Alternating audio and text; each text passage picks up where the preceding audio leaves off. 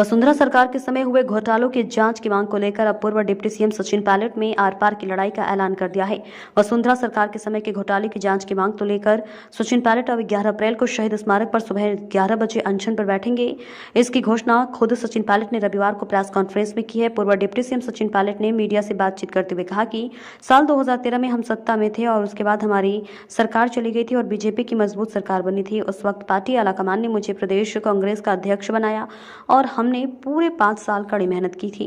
वसुंधरा सरकार के घोटाले का जनता के सामने रखा था। तब हमने जनता से वादा किया था कि अगर हम सत्ता में आए तो वसुंधरा सरकार के घोटालों की जांच करा पाएंगे, लेकिन आज 4.5 साल के बाद भी उन घोटालों की कोई जांच शुरू नहीं हो पाई है। चुनाव में महज 6 महीने का समय बचा हुआ है, तो फिर हम किस मुंह से जनता के बीच जाएंगे। पूर्व डिप्टी सीएम सचिन पायलट ने कहा कि वसुंधरा सरकार के समय हुए घोटालों की जांच की मांग को लेकर मैंने मुख्यमंत्री अशोक गहलोत को कई पत्र लिखे थे, लेकिन मुख्यमंत्री गहलोत ने एक भी पत्र का जवाब नहीं दिया। सचिन पायलट ने कहा कि एक तरफ केंद्र सरकार लगातार विपक्ष के नेताओं पर ईडी, सीबीआई और इनकम टैक्स की कार्यवाही कर रही है, तो वही दुख इस बात का है कि राजस्थान में हमारी सरकार होते हुए भी वसुंधरा सरकार के घोटालों पर 4.5 साल में कोई कार्यवाही नहीं की गई। सचिन पायलट ने कहा कि हमें विपक्ष में रहते वसुंधरा सरकार के घोटालों को उजागर करने का काम किया था, लेकिन 4.5 साल के बाद जब इन घोटालों पर कोई कार्यवाही नहीं हुई है, तो फिर जनता में संदेश यही जाएगा कि उस वक्त जो आरोप वसुंधरा सरकार पर लगाए थे वे झूठे थे और जनता में यह भी संदेश जाएगा कि केवल मिलीभगत का खेल है। सचिन पायलट ने कहा कि मैंने पार्टी आलाकमान को कई सुझाव दिए थे, उनमें एक सुझाव यह भी था कि अगर विपक्ष में रहते जो घोटाले हमने उजागर किए हैं उन पर कार्रवाई होनी चाहिए।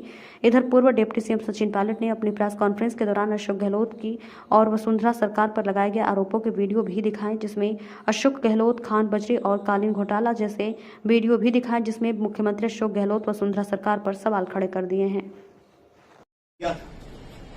लेकिन अभी तक इस पर कार्रवाई हुई नहीं है, ये हम सब जानते हैं। इसी को देखते हुए, क्योंकि 11 अप्रैल को महान समाज सुधारक लगभग 200 साल पहले जन्मे ज्योतिबा फूले जी की जयंती है, इसलिए मैं 11 अप्रैल को राजस्थान में शहीद स्मारक के ऊपर एक दिन का अनशन करूंगा, इस बात को दोबारा रखने के लिए करप्शन को लेकर हमारी सरकार जो कहती है हम सरकार दिखाएंगे।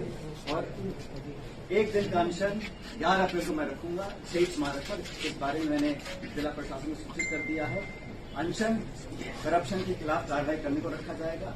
अब तक जो हम नहीं करते थे 4.25 साल में, उसको करने के लिए, ताकि मैं फिर कहना चाहता हूं, जनता जनार्दन है और हर पार्टी को अपनी बात पर विश्वास कायम कराने के लिए प्रमाण देना जरूरी है।